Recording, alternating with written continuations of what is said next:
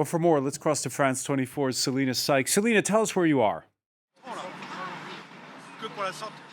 So, Francois, I'm just by the motorway here in southern Paris, just outside of the 14th arrondissement. We have maybe about a dozen so people who have arrived, who said that they're here to welcome the first lots of the convoy when they arrive in a few hours' time. They're here to give them food, to give them warmth, and they're here to give their support. A dozen people, of course, it's not much yet. We know that this convoy, which is inspired by what's happened in Canada, the big question is how much of traction will they get?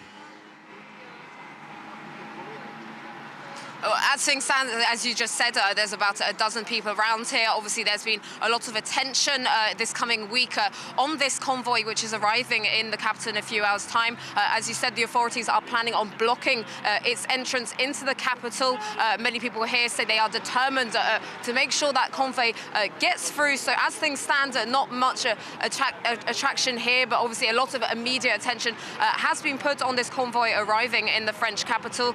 People here, there's obviously been a lot of parallels that have been drawn with the Yellow Vest movement, which went on until 2019, just ahead of the pandemic. A lot of people here are saying that this is not just about an anti-vaccine pass movement. This is also about voicing wider grievances with the French government. Wider grievances with the French government. I know that we've heard a lot about the rising price of fuel, which was, after all, what sparked that Yellow Vest movement that you mentioned, Selina. And it's all happening in the run-up to a French presidential election. The big question as well is whether those that are protesting will actually vote. That is the big question. We spoke to a few people here beforehand. They are here, as we said, not just to voice their grievances with the vaccine pass, which the government has said that they will to try and ease out maybe by March, they have said, if the numbers in hospitals are allowed to do so.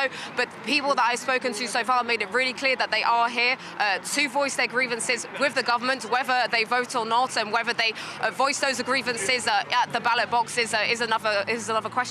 All right, 2 months to go to that election. Selina Sykes reporting live there from the Porte d'Orléans, the southern part of Paris. Many thanks for that live update.